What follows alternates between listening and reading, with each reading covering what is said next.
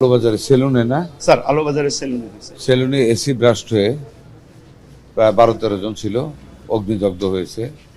তার মধ্যে 10 জন এখানে ভর্তি হয়েছে, একজন 1% রিলিজ করে দিবে, বাকি 3 জন মোর দেন 50%, আর বাকি সবারই ফেস বার্ন আছে।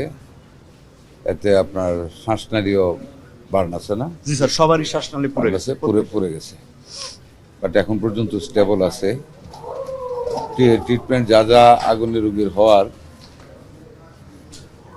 মানে পরিপূর্ণভাবেই ট্রিটমেন্ট হচ্ছে। ডাক্তাররা তো দেখতে পারতেছেন, সবাই আছে, রাত্র থেকেই ডাক্তাররা সেবা দিচ্ছে।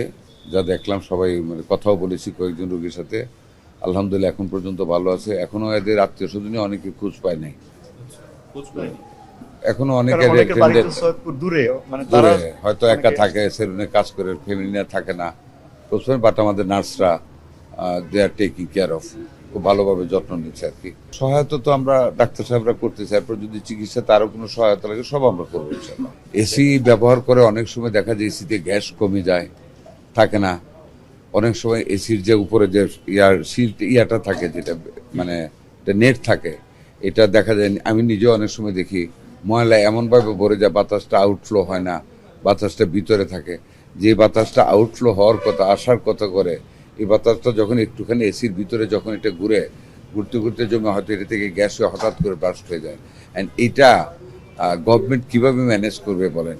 এটা তো যার যার এসি তাকেই ম্যানেজ করতে হবে। তবে হ্যাঁ, গভর্নমেন্টের দায়িত্ব হচ্ছে হুঁশিয়ার করে। এটা নিয়ে আলাপ করেছি আমি, যে এটা নিয়ে আমরা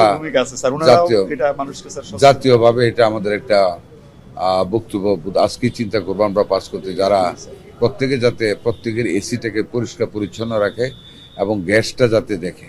কারণ যখন গ্যাসটাও ধরেন বিষয়, অনেক সময় আমাদের দেশে ভোল্টেজ বাড়ে কমে, হঠাৎ করে যখন ভোল্টেজ বেড়ে যায়, ধাক্কা মারে এসিকে, তখনও গ্যাস ভিতরে ব্রাস্ট হয়ে যেতে পারে। ওইটা তো এসির অ্যাক্সিডেন্ট, এটি বেশি হচ্ছে এখন। কথা বলেছি রোগীদের, বুঝেন তো, আগুনে পুরো একটু তো দুর্বল থাকবে, but I have talk to them, ভালোই আছে, আর দেখাশোনা করবো ইনশাল্লাহ। কোনো চিকিৎসার অভাব নেই, ওষুধপত্র যদি এখানে না থাকে আমরা কিনে হলেও দেবো।